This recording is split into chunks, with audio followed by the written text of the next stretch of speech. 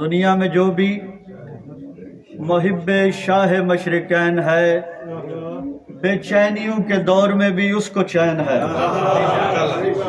تایو یج مومن نے جشن منایا ہے، قاسم دا بابا یج دنیا تے آیا۔ کیا بات ہے، کیا بات ہے، کیا بات ہے، کیا بات ہے۔ دنیا بھر کی طرح اسپین کے شہر بارسلونا میں امام حسن علیہ السلام کی ولادت کا جشن جوش و جذبے سے منایا گیا۔ فاطمیہ فاؤنڈیشن بارسلونا اسپین میں ولادت با شہادت حضرت امام حسن علیہ السلام کا جشن منایا گیا، جس میں مومنین و مومنات کی بڑی تعداد نے شرکت کی اور نواسہ رسول سے اپنی محبت و عقیدت کا اظہار کیا۔ جشن میں امام حسن علیہ السلام کی شان میں قصیدے پڑھے گئے اور آپ کی زندگی کے نمایاں واقعات پر تفصیل سے روشنی ڈالی گئی۔ خطیب قبلہ مولانا سید زیگم عباس نقوی نے اپنے خطاب میں امام حسن علیہ السلام کی سخاوت اور صلح جوئی پر مفصل بیان کرتے ہوئے کہا کہ امام حسن علیہ السلام نہایت رحم دل، سخی، عبادت گزار اور عفو درگزر کے پیکر تھے۔ مسلمانوں کو امام حسن علیہ السلام کی صلح اور ان کے دوسرے اقدامات سے سبق حاصل کرنا چاہیے کہ انہوں نے کس طرح ملوکیت کی سرگرمیوں کو محدود کر دیا اور اپنے قول و فعل کے ذریعے لوگوں کو قرآن و سنت سے دور نہ ہونے دیا۔ ان کا اخلاق، ان کا کردار، یہاں تک کہ ان کی آخری وصیت بھی مسلمانوں کو قرآن و سنت پر جمع رہنے اور تفرقہ سے پرہیز کرنے کا درس دیتی ہے۔ اسٹیج سیکرٹری عامر ریاض نے کہا کہ میرا اس ادارے سے تعلق ہے جس نے ہمیشہ بین المذاہب ہم آہنگی میں اہم کردار ادا کیا ہے۔ اسی ادارے میں اہل سنت حضرات نے ہمارے ساتھ نمازیں ادا کی ہیں اور ہم نے ہمیشہ آپس میں محبت اور اتحاد کا مظاہرہ کیا ہے۔ Rizwan Kazmi, Barcelona, Spain.